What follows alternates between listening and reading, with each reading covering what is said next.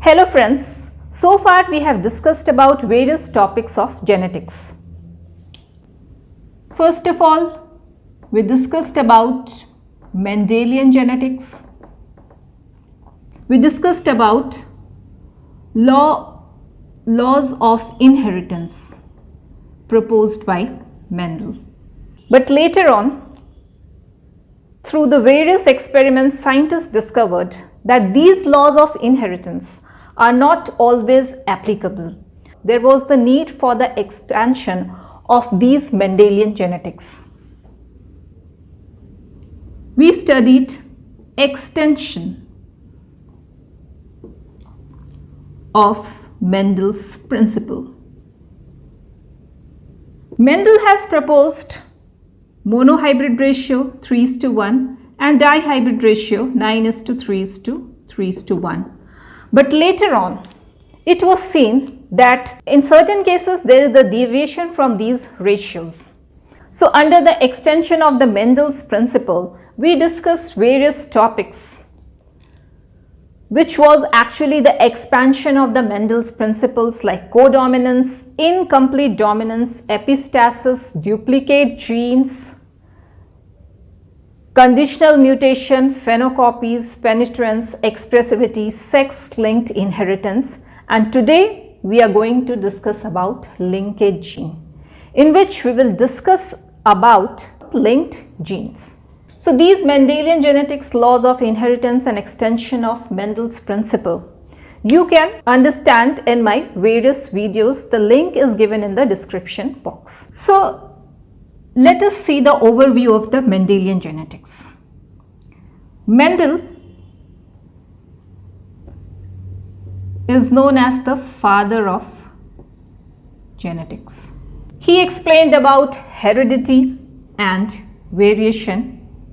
He explained how the traits or characters are transmitted or transferred from one generation to another, and this involves certain unit of inheritance. These unit of inheritance were called factors by Mendel.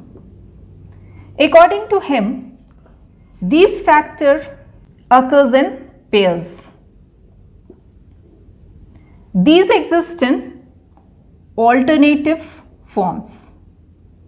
Later on, these unit of inheritance or factors were termed genes by Johansen, and the alternative forms of genes are known as alleles.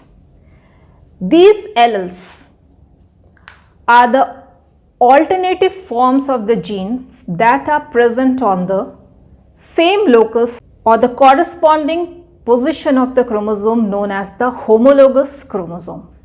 If any gene is present in any non-homologous chromosome, then it is not called the allele of that gene which is present in the other chromosome.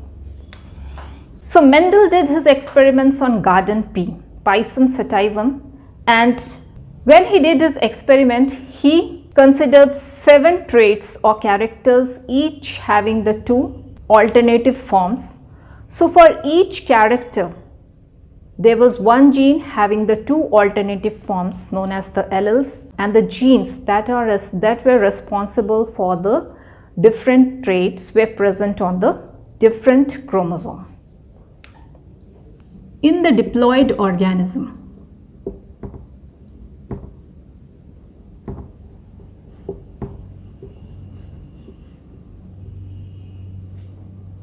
each chromosome exists in pairs, and these are known as homologous chromosome. And the 2 alleles of a gene are present on its corresponding position or the same locus of the homologous chromosome. During the gametogenesis, gametes or the sex cells are produced, and these are haploid. It means gametes will receive only one chromosome from each pair, and hence only one allele from the pair. So the gametes are haploid. So independent assortment, according to the law of independent assortment, assortment of a pair of genes is independent of the assortment of the other pair of genes. That is, assortment of the genes or the alleles that is present in the homologous chromosome is independent of the pair of alleles that is present on the non-homologous chromosome. Suppose the two parental type, homozygous dominant and homozygous recessive, is crossed. So this will produce one type of the gamete and this will also produce one type of the gamete. Now the F1 individual will have the same phenotype as that of the dominant parent. When this F1 individual is self-fertilized, during the gametogenesis, 4 types of the gametes are produced. And the F2 offspring will be in the ratio of 9:3:3:1 ratio, which is known as the dihybrid ratio as given by Mendel. Now during the test cross, that is when the F1 individual is crossed with the recessive parent or the recessive individual. So here it will produce 4 types of the gametes in the ratio of 1:1:1:1, and this will produce one type of the gamete. So here these gametes are produced in the equal proportion, 1:1:1:1, that is 25% each, and this is the parental type. It will give 50% offspring or the individual having parental phenotype, and 50% of the individual having the new phenotype.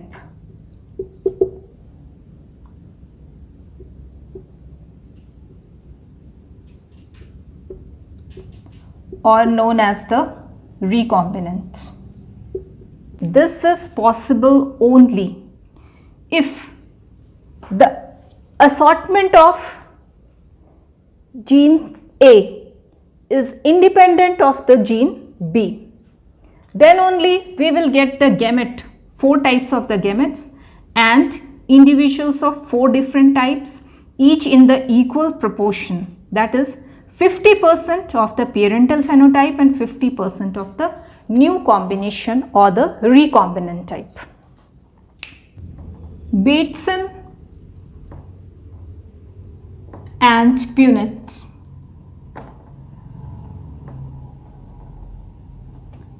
in 1906 performed their experiments on sweet pea. Scientific name Lathyrus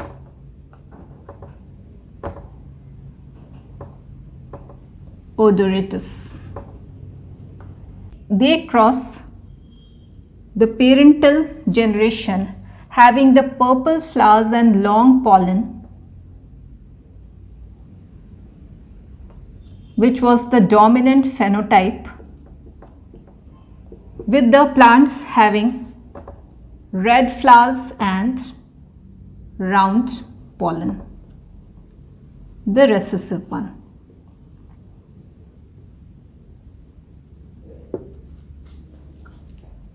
So in the F1 generation, all were purple long, the dominant phenotype of the parent.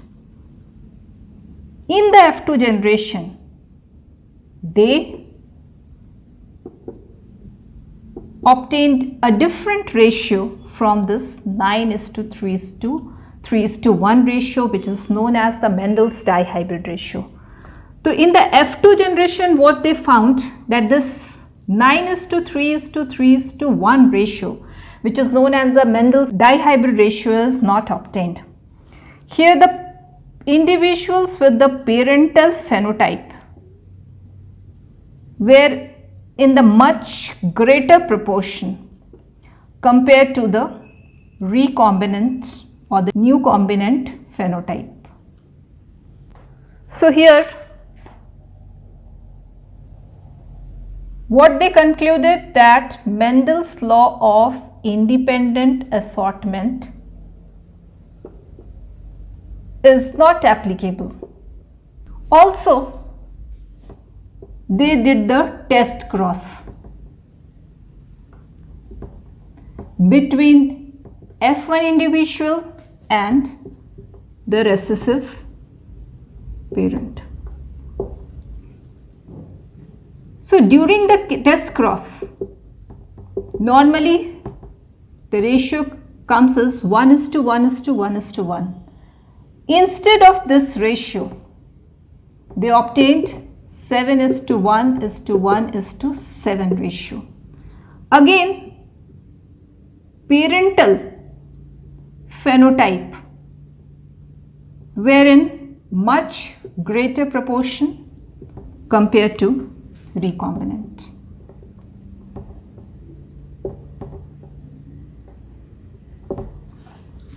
They were not able to explain the reason for this, the more parental phenotype in the much greater proportion compared to the recombinant. What they suggested, parental phenotype from the parental generation to the F2 generation was somehow coupled or have the tendency to be inherited or the transmitted together in the F2 generation, and these do not assort in the independent manner. On the basis of this, they formulated hypothesis known as the coupling and repulsion theory.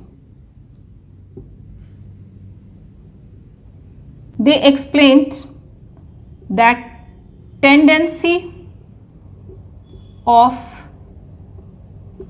the alleles to be inherited together is coupling.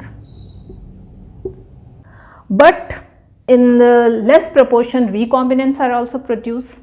So in some cases, alleles separate in order to form new phenotype, and this was termed as repulsion. So in this way, they explain the coupling and repulsion. So Bateson and Punnet gave the coupling and repulsion theory, but they were not able to explain the exact reason of this coupling and repulsion. It was explained by T.H. Morgan.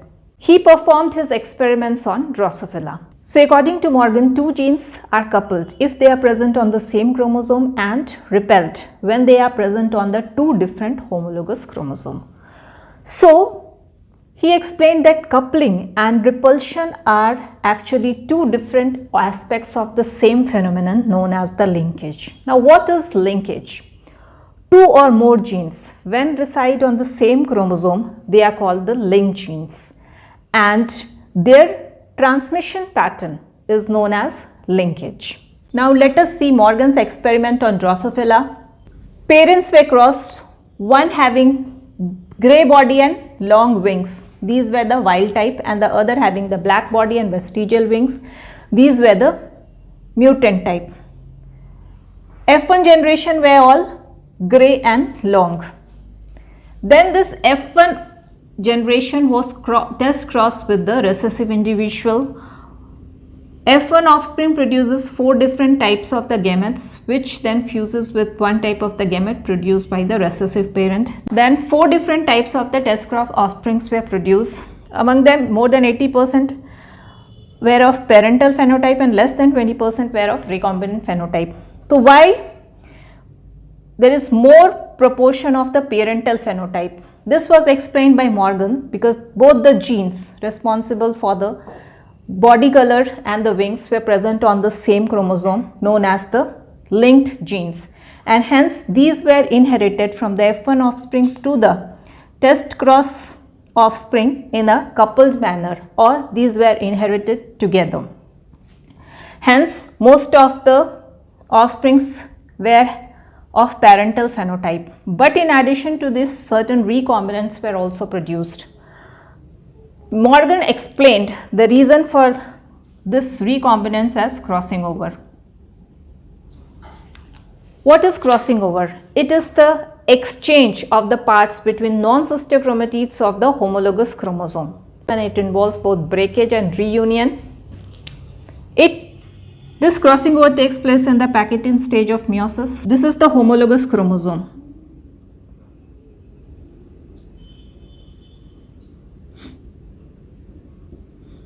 Chromosome duplication has taken place, so these are the sister chromatids to each other, and these are the sister chromatids to each other. These two are the non-sister chromatid. Here the crossing over takes place. This is the point where the breakage takes place, and then exchange of the parts takes place, and then their reunion takes place, as a result of which capital V, which was here, is now present here, and small v, which was present in this chromatid, is now present here. Hence, 4 types of the gametes are possible. 2 as a result of non-crossing over, and 2 as a result of crossing over. So these 2 are gametes which are produced by without crossing over, and these are produced by the crossing over. These then fuses with the gamete produced by the recessive individual, as a result of which 4 different types of the offsprings are produced. Among them, more than 80% of the offspring have parental phenotype and less than 20% have recombinant phenotype. If we think of Mendel's law of independent assortment, then there 50% of the test cross offsprings were of parental phenotype and 50% of the offsprings were recombinant. This was because there the genes were present on the different chromosome, but here 2 genes are present on the same chromosome. That means here we are considering about the linked genes, but there was no linkage present. So the genes present on the non-homologous chromosome assorted independently. So in case of Mendel's law, the recombination was due to the independent assortment, but here the recombination is due to the crossing over. If we talk about Mendel's law of independent assortment, genes present on the different non-homologous chromosome are distributed into the gametes independently of one another. Suppose this is an individual.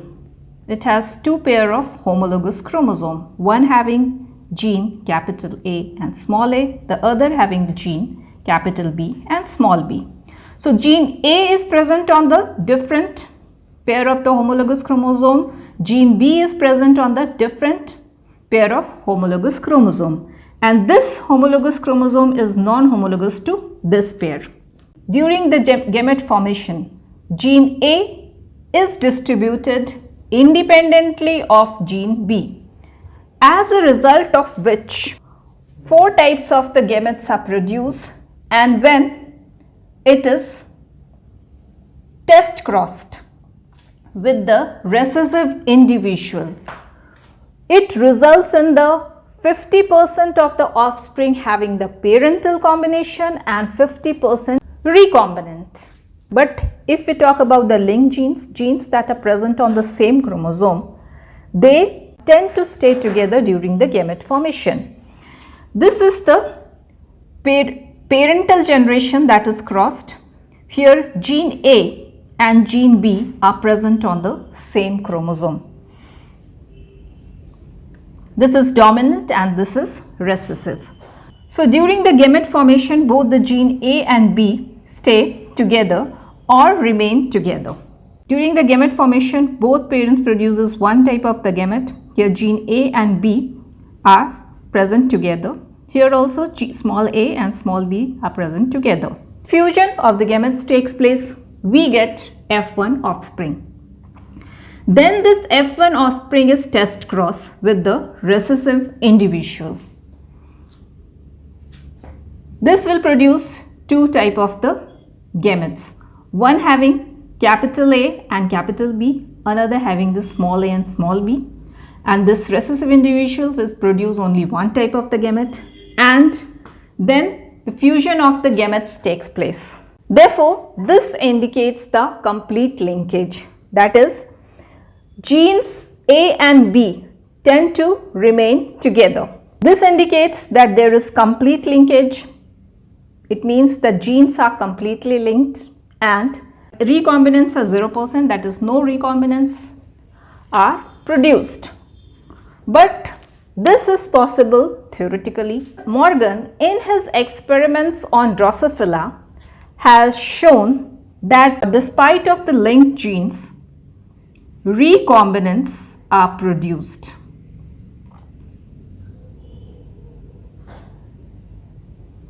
In the range of 0 to 50%. And this is possible due to the crossing over, which we will discuss in detail by taking an example. So what we have seen that in most of the cases, test crosses involving two genes located on same chromosome gives recombinants in addition to parental phenotypes. And how this is possible? This is possible due to crossing over. Now what is crossing over? It is the physical exchange of part between non-sister chromatids of two homologous chromosomes. Here, during the crossing over, chiasmata is formed and then the breakage, exchange of the parts and reunion takes place. So, complete linkage does not always prevent the formation of the recombinants, because due to the crossing over, in addition to the parental phenotype, recombinants are also produced. Let us understand this with the example. This is a pair of homologous chromosome. During the meiosis, duplication of the chromosome takes place. These are the sister chromatids to each other. These are also sister chromatids to each other. But these are non-sister chromatids to each other. These are also non-sister chromatids to each other. And the crossing over takes place between two non-sister chromatids of the homologous chromosome. Suppose crossing over is taking place between two non-sister chromatids. So this will involve the formation of the chiasmata, X-shaped structure.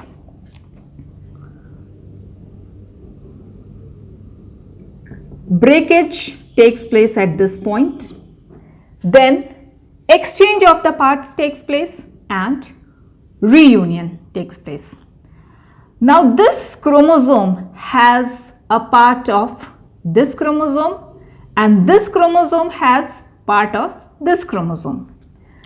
When these separate, in addition to the parental type, we get the crossover or the recombinant type.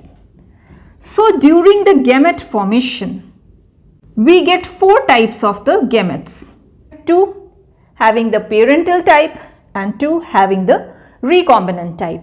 And during the test cross, these gametes fuses with one type of the gamete produced by the recessive individual. We get the offspring both having the parental phenotype and the recombinant type. Some of the facts or some of the point that we should remember is, in order to produce recombinants or obtain recombinants, at least one of the parent must be doubly heterozygous, either capital AB slash small ab or capital A small b small a capital B, because then only due to the crossing over new combinations are produced. Suppose it is doubly homozygous, then both the chromosome of the homologous pair will have the same type of the gene, So after the crossing over also, there will be the same combination, and this will be same as that of the parent, and we will get only one type of the gamete. There will be no crossover or recombinant type. If the recombination frequency is 0%, then it indicates complete linkage, and if it is 50%, then it means that either genes are on the different chromosome as we have seen in the independent assortment, or genes are very far apart. Now let us see limits of recombination. Recombination between two linked genes cannot exceed 50%. If two genes are so far apart on a chromosome that probability of chiasma formation is 100%, then gametes that are produced, 50% of them will be of parental type, which are due to non-crossover, and 50% of the gametes will be of recombinant type.